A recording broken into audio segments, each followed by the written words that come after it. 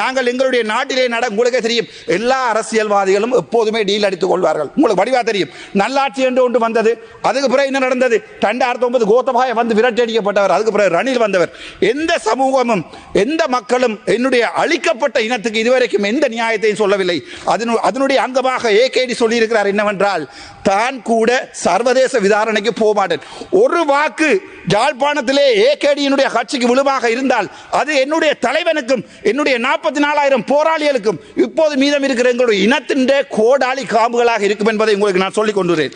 அது தவிர உங்களுக்குமே தெரியும், எங்களுடைய புதுமாத்தலன் உட்பட சகல ஹாஸ்பிட்டல்கள் கூட ஷெல் ஆட்லரி அடிக்கப்பட்டிருக்கிறது, அங்கே புக்காரா அடிக்கப்பட்டிருக்கிறது என்ற உண்மையை அல் ஜசீரா தொலைக்காட்சியிலே எங்களுடைய முன்னாள் ஜனாதிபதி ஒத்துக்கொண்டிருக்கிறார். அது பரவாயில்லை.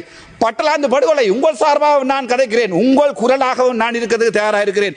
பட்டலாந்து படுகொலை எனப்பட்டுக்கிட்ட 88,000 உங்களுடைய சகோதரர்கள், உங்களுடைய ரோகண விஜய் வீரர் உட்பட எல்லாரையும் கொண்டே சுட்டு கொண்டே கனத்த மயானத்திலே உயிரோடு எறிந்த வரலாறு உள்ள ரணிலை நீங்கள் பிடிக்காமல் இருப்பது உங்களுடைய அரசியல் கலாச்சாரம் என்றால் நான் அரசியலிலே ஒரு புள்ளியாகவே இருக்க விரும்புகிறேன். சரி.